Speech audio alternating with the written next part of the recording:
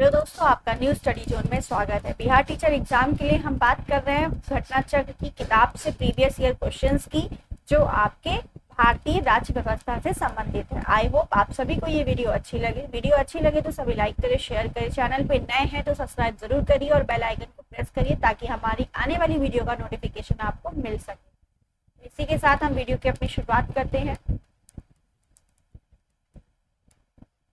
Question हम कल 60 तक कर लिए थे, ठीक है। तो आज हमें 61 से शुरू करना है।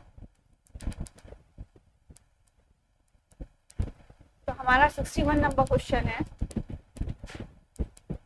भूमि सुधार के डैश के विषय के अंतर्गत आता है। तो भूमि सुधार आपका राज्य सूची के अंतर्गत आता है। ऑप्शन सी आपका राइट है।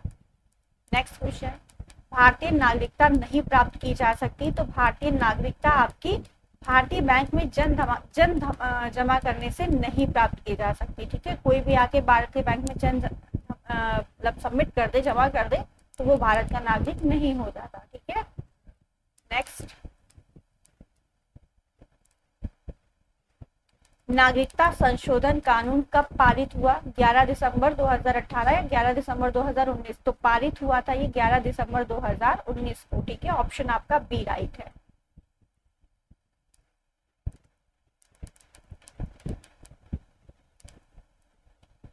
ये जो नागरिकता संशोधन अधिनियम है, ये आपका 2019 में 9 दिसंबर 2019 को लोकसभा में, और 11 दिसंबर 2019 को राज्यसभा में, और 12 दिसंबर को राष्ट्रपति ने इसे मंजूरी दे दी थी। एक्ट बन गया था ये आपका, ठीक है। और ये 10 जनवरी 2020 को लागू हुआ था, ठीक है। नेक्स्ट, विधि का नियम या कानून का अधिराज का मतलब क्या है? सभी के लिए एक कानून और सभी के लिए एक न्याय तंत्र होना, यही इसका मतलब है। ऑप्शन ए राइट है। नेक्स्ट, 65 नंबर क्वेश्चन है, निम्नलिखित में से किसको, इसको मैं और ऊपर कर रही हूँ, निम्नलिखित में से किसको संविधान द्वारा मौलिक अधिकारों को लागू करने की शक्ति होती है? तो मौलिक अधिकारों को लागू करने की शक्ति सर्वोच्च न्यायालय या उच्च न्यायालय को होती है। ऑप्शन आपका डी यहाँ पर राइट होगा। नेक्स्ट,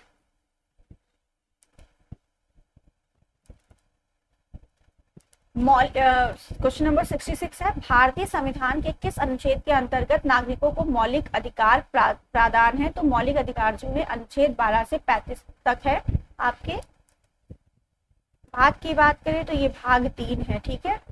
कुल आपके पास कितने मौलिक अधिकार है? अब आपके पास 6 टोटल मौलिक अधिकार है, ठीक है। पहले 7 थे, अब 6 है। नेक्स्ट, क्वेश्चन नंबर 67, भारत के संविधान का निम्नलिखित में से कौन सा अनुच्छेद प्रेस की स्वतंत्रता से संबंधित है? तो यह आर्टिकल आपका 19 है, प्रेस की स्वतंत्रता से संबंधित।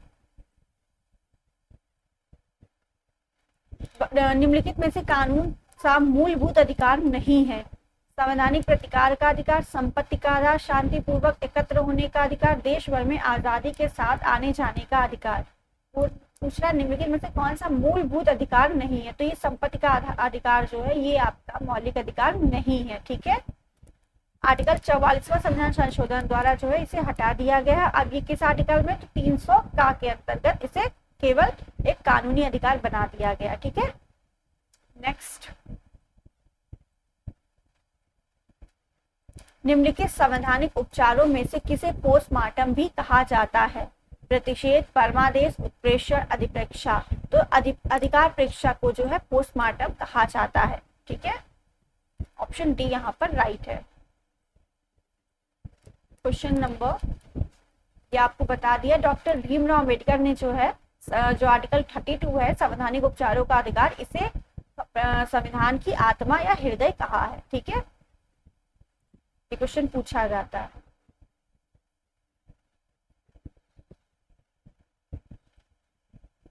इसमें यह है, पोस्टमार्टम भी एक कार्यवाही है जिसे मृत व्यक्ति के मरने के दावे की वैधता की जांच की जाती। अतः इसमें जो विकल्प है ई सही उत्तर है। यद्यपि बिहार लोक सेवा आयोग ने अपने प्रारंभिक उत्तर पत्र में इसे डी माना था, ठीक है। फिलहाल आपके पास ऑप्शन डी इसमें होगा, मतलब ई होगा, इसमें से कोई नहीं तो आप ई लगाइएगा, ठीक है। नेक्स्ट, एक कल्याणकारी राज्य का आदर्श वर्णित करिए। तो कल्याणकारी राज्य की बात किसमें, राज्य के नीति निर्देशक तत्व में। ऑप्शन ए यहाँ पर राइट है।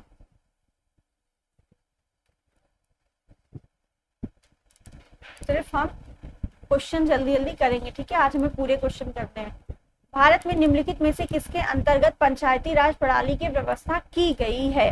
तो पंचायती राज प्रणाली की व्यवस्था किसके अंतर्गत की गई है, तो ये राज्य के नीति निर्देशक तत्व के अंतर्गत की आर्टिकल 40 है, तो वो इसी के अंतर्गत आता है, ठीक है। राज्य के नीति निर्देशक सिद्धांत किस प्रकार मौलिक अधिकारों से भिन्न है। तो ये किस प्रकार से भिन्न है, नीति निर्देशक सिद्धांत जो है प्रवर्तनीय नहीं है, जबकि मौलिक अधिकार प्रवर्तनीय है। ऑप्शन सी राइट है। मतलब मौलिक अधिकार के उल्लंघन होने पर आप सर्वोच्च न्यायालय या उच्च न्यायालय में जा सकते हैं, लेकिन नीति निर्देशक के उल्लंघन होने पर आप नहीं जा सकते उच्च न्यायालय, ठीक है। इसलिए वो प्रवर्तनीय नहीं है और मौलिक अधिकार प्रवर्तनीय है। तो इस तरह से ये दोनों भिन्न है। ऑप्शन सी राइट है। नेक्स्ट है 73 नंबर, मौलिक अधिकार को निर्धारित किया जाता है। तो मौलिक अधिकार इसमें से को निर्धारित कौन करता है, तो 42वें संविधान संशोधन द्वारा जो है मौलिक कर्तव्य को जोड़ा जाता है, ठीक है। पहले आपके 10 थे, फिर बाद में 86वां संविधान संशोधन द्वारा एक आपका जोड़ा गया था, और तो टोटल इस समय 11 आपके मौलिक कर्तव्य है। ऑप्शन आपका सी राइट हो जाएगा। नेक्स्ट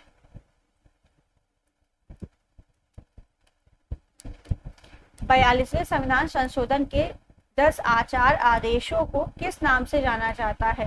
तो ये आपके मौलिक कर्तव्य के नाम से जाना जाता है, ठीक है। नेक्स्ट है 75, निम्नलिखित में से भारत में मौलिक कर्तव्य कौन सा है। तो मौलिक कर्तव्य इनमें से कौन सा, ये आपको बताना है। न्यायपालिका से क्या कार्यपालिका का पृथक्करण, ये आपका मौलिक कर्तव्य नहीं है। हमारी मिली जुली संस्कृति की समृद्ध विरासत को संरक्षित करना, यही आपका ऑप्शन बी राइट है, ठीक है। बच्चों के लिए मुफ्त और अनिवार्य शिक्षा, ये आर्टिकल 21A में दिया हुआ है, ठीक है। छुआछूत की परंपरा को समाप्त करना, ये सभी आपके क्या है, मौलिक अधिकार। तो ये आपका ऑप्शन बी राइट है। मौलिक कर्तव्य कौन सा, तो ऑप्शन बी है, ठीक है। आर्टिकल 51 का चा में शामिल है ये। नेक्स्ट, राष्ट्रपति है संसद का हिस्सा नहीं होता। तो राष्ट्रपति संसद का हिस्सा होता है, संसद का हिस्सा होता है। ऑप्शन बी यहाँ पर राइट हो जाएगा, ठीक है। संसद का हिस्सा होता है, संसद में बैठता है। तो यहाँ पर आप और कोई ऑप्शन है इसमें, संसद में वोट दे सकता है, उपयुक्त में से कोई नहीं। तो यहाँ पर बी ही आपका राइट था, संसद का हिस्सा होता है, ठीक है। नेक्स्ट, भारत में राष्ट्रपति का चुनाव किया जाता है। तो भारत में राष्ट्रपति का चुनाव किसके द्वारा होता है, प्रत्यक्ष निर्वाचन द्वारा, एकल हस्तांतरित मत प्रणाली द्वारा, अनुपातिक मत प्रणाली द्वारा, या खुला बैलेट प्रणाली द्वारा। तो आर्टिकल 55 में दिया हुआ है, इसके अनुसार जो है राष्ट्रपति का निर्वाचन अनुपातिक प्रतिनिधित्व पद्धति के आधार पर होता है, एकल संक्रमणीय हस्ताक्षर मत प्रणाली द्वारा होता है। तो यहाँ पर बी और सी दोनों सही है, ठीक है। राष्ट्रपति का निर्वाचन अनुपातिक प्रतिनिधित्व पद्धति के अनुसार एकल संक्रमणीय हस्तांतरण मत प्रणाली द्वारा होता है। तो यहाँ पर ऑप्शन आपकी बी और सी दोनों सही है, यानी एक से अधिक ऑप्शन राइट हो जाएगा। नेक्स्ट है, अगर भारत के राष्ट्रपति के चुनाव में कोई विवाद है तो उस विवाद को सौंपा जाएगा, तो उसे भारत के सर्वोच्च न्यायालय को सौंपा जाएगा, ठीक है। अगर कोई विवाद होता है, भारत के राष्ट्रपति के चुनाव में कोई विवाद है तो उसे आर्टिकल 71A के अनुसार भारत के सर्वोच्च न्यायालय को सौंपा जाएगा। तो आर्टिकल याद रखिएगा 71A। भारत के राष्ट्रपति को उसके पद से हटाया जा सकता है, भारत के प्रधानमंत्री द्वारा नहीं, लोकसभा द्वारा नहीं, भारत के मुख्य न्यायाधीश द्वारा जो है राष्ट्रपति को पद से हटाया जा सकता है, ठीक है। आर्टिकल 61 में महाभियोग जारी करके राष्ट्रपति को हटाया जा सकता है। 14 दिन पहले जो है इसे प्रस्तुत किया जाता है महाभियोग, ठीक है। नेक्स्ट है क्वेश्चन नंबर 80, भारत की कार्यपालिका अध्यक्ष कौन होता है? तो कार्यपालिका अध्यक्ष जो है राष्ट्रपति होता है, ठीक है। आर्टिकल 53 के अनुसार कार्यपालिका शक्ति राष्ट्रपति में निहित होती है, जिसका प्रयोग वह इस संविधान के अनुसार स्वयं या अपने अधीनस्थ अधिकारियों के द्वारा करेगा। नेक्स्ट, केंद्र सरकार में उच्चतम नागरिक सेवा अधिकारी कौन होता है? तो उच्चतम नागरिक सेवा अधिकारी होता है आपका मंत्रिमंडल सचिव, ठीक है। ऑप्शन बी यहाँ पर राइट होगा। वे सिविल सर्विसेज बोर्ड के पदेन अध्यक्ष होते हैं। ये भारतीय प्रशासनिक सेवा तथा भारत सरकार के नागरिक सेवा के प्रमुख होते हैं, मंत्रिमंडल के सचिव। 82 क्वेश्चन है, भारतीय संविधान में केंद्रीय सरकार की अधिशासी शक्तियों को किसमें निहित किया जाता है? तो इसे भारत के राष्ट्रपति में निहित किया जाता है आर्टिकल 53 के अनुसार। राष्ट्रपति राष्ट्रीय आपातकाल की घोषणा कर सकता है। कब कर सकता है? हथियार बंद विद्रोह के आधार पर, बाह्य आक्रमण के आधार पर, युद्ध के आधार पर, इन सभी के आधार पर कर सकता है, ठीक है। तो ऑप्शन डी यहाँ पर राइट होगा। राष्ट्रपति आपातकाल आपका आर्टिकल 52 में दिया हुआ है। नेक्स्ट, प्रायः किसकी सलाह पर राज्य में राष्ट्रपति शासन लागू किया जा सकता है? मुख्यमंत्री, लेजिस्लेटिव असेंबली,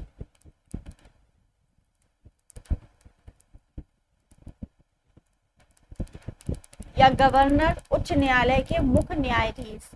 तो आर्टिकल जो है सी जो आपका है 356 के अनुसार जो है राष्ट्रपति शासन राज्यपाल की रिपोर्ट मिलने पर लागू किया जाता है। तो ऑप्शन आपका कौन सा राइट हो गया? सी, ठीक है। तो राष्ट्रपति शासन किस आर्टिकल में है? 356।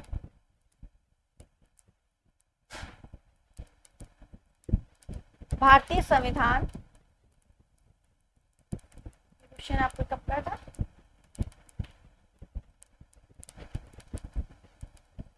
भारतीय संविधान भारत के राष्ट्रपति को अधिकार नहीं देता है। कौन सा अधिकार नहीं देता है? तो राज्यों के मुख्यमंत्री की नियुक्ति जो है राष्ट्रपति नहीं करता है, ठीक है। ये कौन करता है? मुख्यमंत्री की नियुक्ति राज्यपाल करता है। नेक्स्ट है, भारत के राष्ट्रपति को यह अधिकार नहीं प्राप्त है। क्षमादान करना प्राप्त है, राष्ट्रपति को सर्वोच्च न्यायालय के न्यायाधीश को हटाएं ये नहीं प्राप्त है, ठीक है। आपातकाल की घोषणा भी करता है, अध्यादेश भी जारी करता है। नेक्स्ट, स्वतंत्र भारत के प्रथम राष्ट्रपति कौन है? तो स्वतंत्र भारत के प्रथम राष्ट्रपति थे, कहाँ के थे ये पूछा, तो डॉक्टर राजेंद्र प्रसाद थे, ये बिहार के थे, ठीक है, बिहार के सारण जिले के। नेक्स्ट, कौन सा असत्य है? राष्ट्रपति पद के लिए प्रत्याशी की आयु कम से कम 35 वर्ष होनी चाहिए, सही बात है। उपराष्ट्रपति राज्यसभा का सभापति बनता है, ठीक है, पदेन सभापति होता है। उपराष्ट्रपति का चुनाव भारत का राष्ट्रपति करता है, नहीं, ऑप्शन सी यहाँ पर गलत है, ठीक है। भारत के प्रथम राष्ट्रपति डॉक्टर राजेंद्र प्रसाद है, ये सही बात है। नेक्स्ट है हमारा क्वेश्चन 89,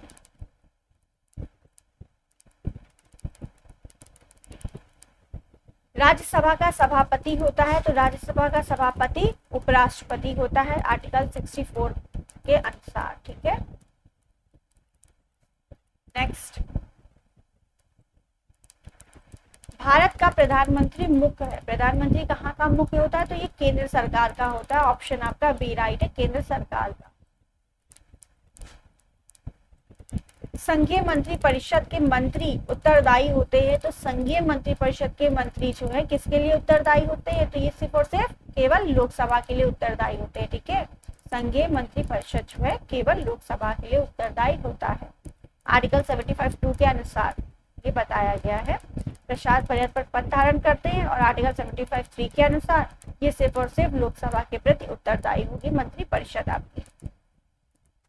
नेक्स्ट, मंत्रिपरिषद उत्तरदायी होती है, तो अभी बताया लोकसभा के प्रति, तो इसमें ऑप्शन आपका अध्यक्ष से दिया हुआ है यहाँ पर, तो अध्यक्ष नहीं, यहाँ पर लोकसभा का अध्यक्ष, ठीक है, ऑप्शन आपका यानी लोकसभा के प्रति, यहाँ पे आंसर नहीं है, ठीक है, तभी स्टार मार्क है। नेक्स्ट, भारतीय राजनीतिक व्यवस्था में कार्यपालिका डैश के अधीन रहकर कार्य करती है, तो कार्यपालिका जो है किसके अधीन रहकर कार्य करती है, तो ये विधायिका के अधीन रहकर कार्य करती है।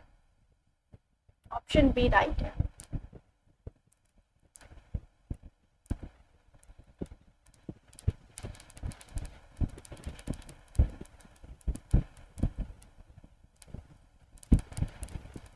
सरकार की संसदीय व्यवस्था के विषय में निम्नलिखित में से कौन सा व्यक्तित्व सही नहीं है, ये आपसे पूछा कौन सा सही नहीं है।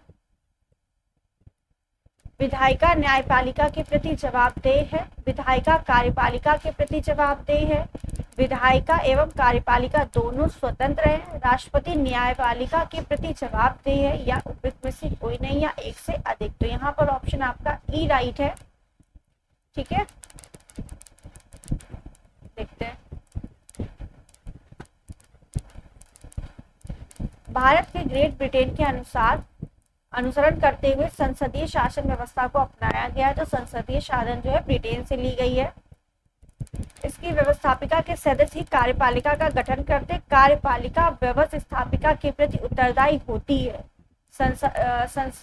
संसदात्मक शासन व्यवस्था में कार्यपालिका विधायिका द्वारा नियंत्रित होती है तथा राष्ट्रपति न्यायपालिका के प्रति जवाबदेह नहीं होता है, इसीलिए ऑप्शन यहाँ पर ई राइट है। ठीक है,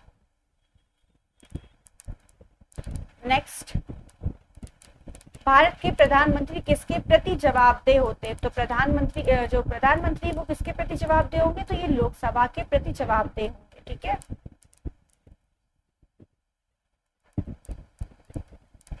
नेक्स्ट देखो, मंत्रिपरिषद जो है वो आपकी लोकसभा के प्रति जवाबदेह है और मंत्रिपरिषद का प्रमुख कौन होता है? प्रधानमंत्री। तो जाहिर सी बात है प्रधानमंत्री भी लोकसभा के प्रति जवाबदेह होंगे।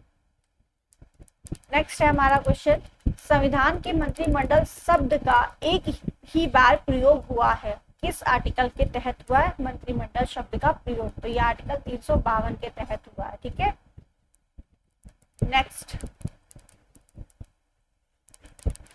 97 हमारा क्वेश्चन है, भारत सरकार को कानूनी विषय पर कौन परामर्श देता है? तो कानूनी विषय पर भारत सरकार को कौन परामर्श देगा? अटॉर्नी जनरल देगा। ऑप्शन आपका ए राइट है, आर्टिकल 76 में ये दिया हुआ है। ठीक है, महान्यायवादी। नेक्स्ट,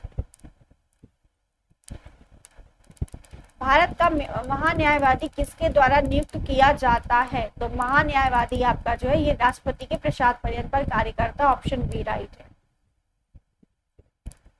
कानूनी विषयों पर राज्य सरकार को कौन परामर्श देता है? तो वो था राष्ट्रपति देता है, और राज्य सरकार के लिए अगर बात करें तो एडवोकेट जनरल देता है। ऑप्शन बी आपका राइट है। ठीक है, अटॉर्नी जनरल आपका राष्ट्रपति के लिए और राज्य सरकार के लिए एडवोकेट जनरल।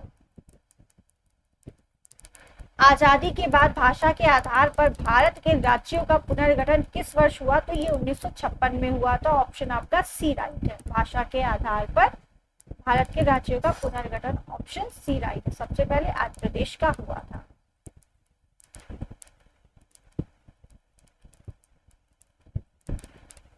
नेक्स्ट, लोकसभा का नेता है, तो लोकसभा का नेता कौन होता है? तो ये लोकसभा का नेता प्रधानमंत्री होता है। ऑप्शन बी राइट है। ठीक है, राष्ट्रपति लोकसभा के बहुमत दल से नेता को प्रधानमंत्री पद की नियुक्ति करता है। लोकसभा में बहुमत दल का नेता होने के साथ साथ प्रधानमंत्री को पूरी लोकसभा का नेता माना जाता है। ठीक है, नेक्स्ट,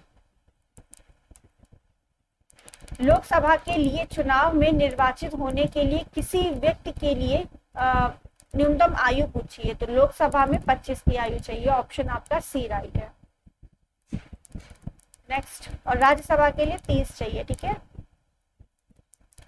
लोकसभा का सदस्य चुने जाने के लिए व्यक्ति को किस आयु का कम से कम होना चाहिए? 25। तो यहाँ पर ये ऑप्शन आपका 25 राइट होगा, यानी ऑप्शन सी राइट होगा। ठीक है, संसद बनने हेतु न्यूनतम उम्र, संसद सदस्य बनने हेतु, तो संसद सदस्य में आपके राष्ट्रपति आते हैं और राज्यसभा आता है, लोकसभा आता है।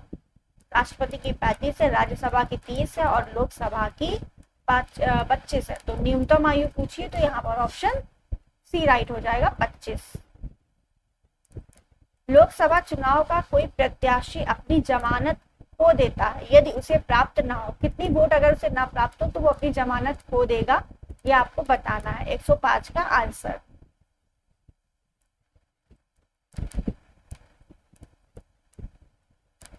तो आर्टिकल जो है आपका जन प्रतिनिधित्व अधिनियम 1951 की धारा 158 के तहत चुनाव में यदि कोई प्रत्याशी वैध मतों का 1/6 भाग प्राप्त ना कर पाए तो वो अपनी जमानत राशि जो है उसकी जब्त कर ली जाती है। तो कितना? 1/6। इसीलिए ऑप्शन आपका कौन सा राइट है? इनमें से कोई नहीं। ठीक है, 1/6 राइट होगा। नेक्स्ट, लोकसभा में राज्यवार सीटों का आवंटन सन 1971 की जनगणना पर आधारित है। यदि यह निर्धारण किस वर्ष हुआ था? तो ये निर्धारण आपका हुआ था 2026 2005 किस वर्ष तक यथावत रहेगा, ये पूछा। सॉरी, मैंने क्वेश्चन गलत। 2026 तक ये रहेगा। ठीक है, लोकसभा के राज्यवार सीटों का आवंटन जो है 1971 में जो जनगणना हुई थी उसके आधार पर हुआ था, तो ये आपका 2026 तक मान्य रहेगा। क्वेश्चन थोड़ा गलत पड़ा था इसीलिए। वर्तमान लोकसभा में प्रत्येक राज्य के लिए स्थानों का आवंटन आधारित है। तो किस जनगणना के आधार पर आधारित है? तो ये आपका 1971 की जनगणना पर आधारित है। नेक्स्ट, निम्नलिखित में से भारतीय राज्यों में से किसकी राज्य विधानसभा में सदस्यों की संख्या अधिक है? तो आपको इन ऑप्शन से बतानी है राज्य विधानसभा के सदस्यों की संख्या किसमें सबसे ज्यादा है। तो यहाँ पर राइट आपका आंसर है हिमाचल प्रदेश। ठीक है,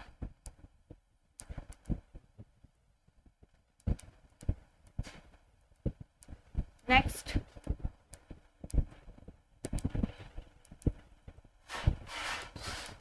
वैसे तो सबसे बड़ी आपकी विधानसभा जो है उत्तर प्रदेश की 403 उसमें सदस्य है। ठीक है, ये आप याद रखिएगा। पर उत्तर प्रदेश आपका ऑप्शन नहीं था तो आपको ऑप्शन के अकॉर्डिंग बताना था। लोकसभा में आंग्ल भारतीय समुदाय के सदस्य मनोनीत करने की शक्ति किसके पास होती है? अब ये पद जो है आंग्ल भारतीय समुदाय के जो 2 थे पहले, वो अब हट चुके हैं। 104वें संविधान संशोधन अधिनियम 2019 द्वारा इसे निष्प्रभावी बना दिया गया। ठीक है, वैसे इसका आंसर जो है भारत के राष्ट्रपति होता। नेक्स्ट, भारतीय संविधान के किस अनुच्छेद के अंतर्गत लोकसभा में अनुसूचित जातियों के आरक्षण का प्रभाव है? तो अनुसूचित जातियों के आरक्षण का प्रभाव जो है ये आपका आर्टिकल 330 में है। नेक्स्ट, लोकसभा का कार्यकाल पूरा होने से पहले भंग किया जा सकता है। तो ये कौन भंग कर सकता है? तो प्रधानमंत्री की सिफारिश पर राष्ट्रपति द्वारा। राष्ट्रपति द्वारा तो कर सकते हैं बट प्रधानमंत्री सिफारिश करेगा तब। नेक्स्ट, टोटल 200 क्वेश्चन है आपके पूरे इसमें। लोकसभा को डैश उसके कार्यकाल की समाप्ति के पूर्व ही भंग कर सकता है। तो उसके कार्यकाल की समाप्ति के पूर्व ही भंग कर सकता है, तो ये राष्ट्रपति है। इसमें मंत्रिपरिषद की सलाह पर। ठीक है, प्रधानमंत्री नहीं, प्रधानमंत्री मंत्रिपरिषद का प्रमुख होगा। तो ऑप्शन आपका सी राइट होगा। लोकसभा कम से कम कितने सत्र बुलाए जाते हैं? तो कम से कम 2 सत्र, वर्ष में 2 बार, 6-6 महीने में। नेक्स्ट, कौन सा राज्य सबसे अधिक प्रतिनिधित्व लोकसभा में भेजता है? तो ये उत्तर प्रदेश है। ठीक है, ऑप्शन डी राइट है। 80 है लोकसभा की सीटें उत्तर प्रदेश में। जहां तक लोकसभा में प्रतिनिधित्व का प्रश्न है, कौन से राज्य दूसरे तथा तीसरे दर्जे पर हैं? पहले पे तो आपको पता है, दूसरे और तीसरे पे पूछा है तो ये बिहार है, फिर उसके बाद महाराष्ट्र है। ठीक है, प्रथम स्थान पर आपका 80 सीट लेकर उत्तर प्रदेश है, द्वितीय स्थान पर महाराष्ट्र है 48 सीट है, और तृतीय स्तर पर पश्चिम बंगाल है जो आपका 42 पे है। ठीक है, मध्य प्रदेश में 29 है, तमिलनाडु में 39 है, बिहार में 40 है। ऑप्शन आपका ए राइट हो गया। नेक्स्ट, लोकसभा का पहला आम चुनाव कब हुआ? तो लोकसभा का पहला आम चुनाव जो है 1952 में। इंपॉर्टेंट क्वेश्चन है, बहुत बार पूछा गया ये। नेक्स्ट, राज्यसभा में राज्यों का प्रतिनिधित्व निम्नांकित में से किस आधार पर किया जाता है? तो किस आधार पर किया जाता है? उनकी जनसंख्या के अनुपात के स्थान पर। ऑप्शन आपका बी राइट है।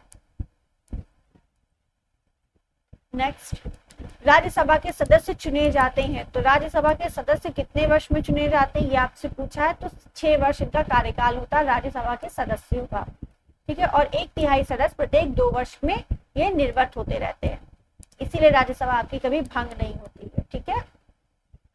तो राज्यसभा का कार्यकाल पूछे तो कोई नहीं, ठीक है। राज्यसभा को स्थायी सदन कहते हैं क्योंकि, क्यों कहते हैं? सभी सदस्य आजीवन सदस्य रहते हैं, ऐसा तो नहीं है, इसे विघटित नहीं किया जा सकता, ठीक बात है। कुछ सदस्य प्रति 2 वर्ष में अवकाश ग्रहण करते हैं, अवकाश नहीं, ठीक है। तो ऑप्शन यहाँ पे सिर्फ बी राइट होगा, विघटित इसे नहीं किया जा सकता। नेक्स्ट है, राज्यसभा को भंग करने का अधिकार किसे प्राप्त है? राज्यसभा इसको भंग ही नहीं किया जा सकता, तो अधिकार किसी को नहीं प्राप्त है, उपयुक्त में से कोई नहीं, ठीक है। ये एक स्थायी सदन है। राष्ट्रपति द्वारा राज्यसभा में कितने व्यक्ति मनोनीत किए जाते हैं? तो ये 12 सदस्य मनोनीत किए जाते हैं, ऑप्शन आपका सी राइट है।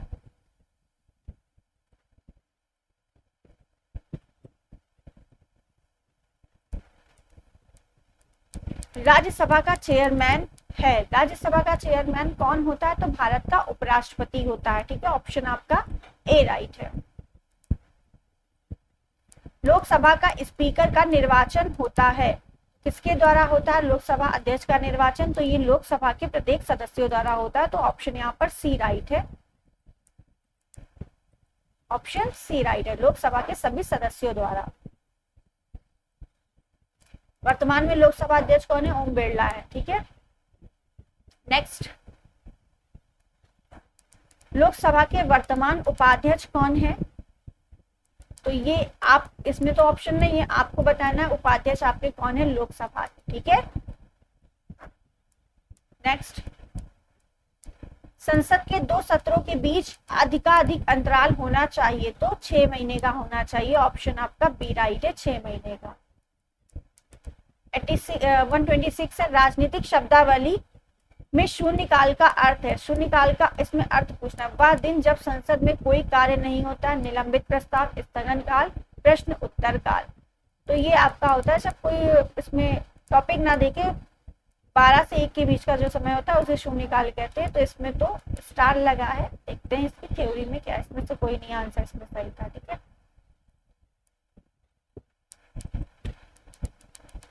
प्रश्नकाल और सभा पटल पर पत्र रखे जाने के तत्काल पश्चात किसी सूचीबद्ध कार्य को सभा द्वारा शुरू करने से पहले समय का लोकप्रिय नाम शून्यकाल है, या जो है 12 से 1 बजे तक का शून्यकाल होता है, ठीक है, 12 से 1 बजे के बीच का।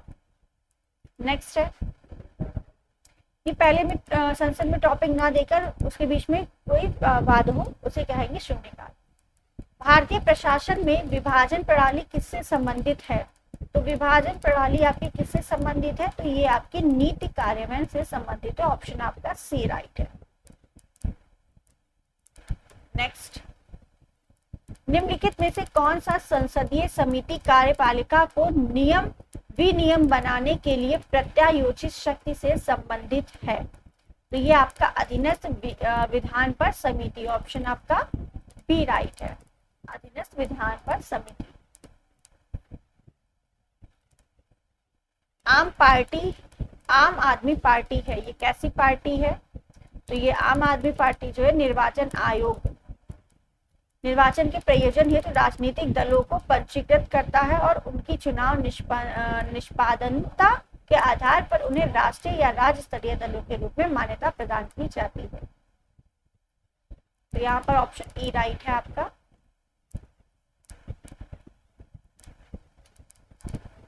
नेक्स्ट,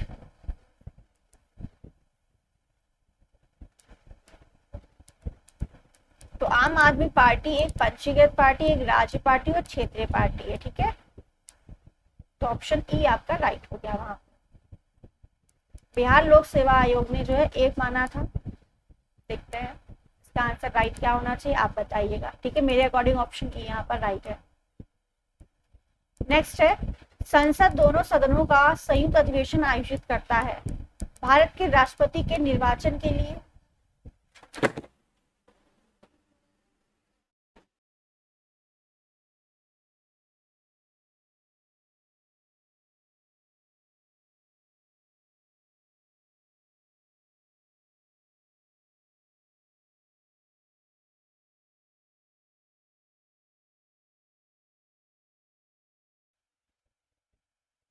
तो यहाँ 130 नंबर क्वेश्चन है, संसद के दोनों सदनों का संयुक्त अधिवेशन आयोजित होता है भारत के राष्ट्रपति के निर्वाचन के लिए, भारत के उपराष्ट्रपति के निर्वाचन के लिए। तो यहाँ पर आपका डायरेक्ट आंसर बताते हैं, केवल 4 यहाँ पे सही है। एक ऐसे विधेयक पर विचार करने और उसे पारित करने के लिए जिस पर दोनों सदनों के मतभेद हो। ठीक है, तो ऑप्शन आपका डी यहाँ पर राइट है। और जो संयुक्त अधिवेशन है ये आर्टिकल 108 में दिया है, राष्ट्रपति बुलाता है और इसकी अध्यक्षता लोकसभा अध्यक्ष करता है। नेक्स्ट है 131 क्वेश्चन है, भारतीय राजनीतिक व्यवस्था में इनमें से कौन सर्वोच्च है? तो राजनीतिक व्यवस्था में इसमें कौन सर्वोच्च है? आपका संविधान। ठीक है,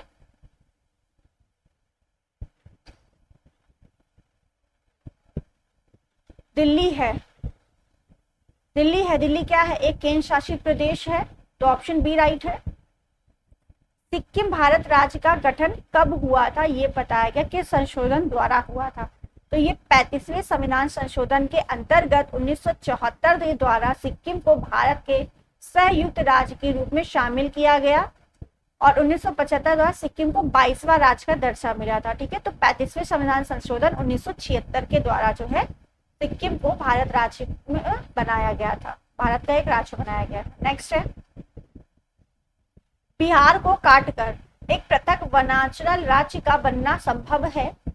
तो ये आपका पूछा है किसके द्वारा? मतलब राज्य विधानसभा में कानून पारित करके, राज्यसभा द्वारा अध्यादेश पारित करके, संवैधानिक औपचारिकता को समाप्त करके, इनमें से कोई नहीं। तो यहाँ पर ऑप्शन आपका डी राइट है, इनमें से कोई नहीं। राज्य का निर्माण करने के लिए आर्टिकल 3 के अनुसार संघीय संसद का है। ठीक है, अतः बिहार को काटकर पृथक वनांचल जो प्रदान करना ये संसद के प्रावधानों पर संभव है। ऑप्शन आपका डी राइट है। नेक्स्ट है, संविधान समीक्षा आयोग जिसे फरवरी 2000 में गठित किया गया था, तो ये करंट के क्वेश्चन के अकॉर्डिंग है। यहाँ पर आंसर वेंकट चलैया है। ठीक है, भारत के सर्वोच्च न्यायालय की स्थापना हुई है, तो सर्वोच्च न्यायालय की स्थापना आपकी कब हुई है? तो भारत किसके द्वारा हुई है, ये क्वेश्चन पूछा गया है। तो इसकी स्थापना जो है भारतीय संविधान के द्वारा हुई है। ऑप्शन डी यहाँ पर राइट होगा। हम 140 तक की आज करेंगे। भारत के सर्वोच्च न्यायालय की स्वीकृति क्षमता क्या है? तो यहाँ पर इसमें से कोई भी ऑप्शन सही नहीं है। ठीक है,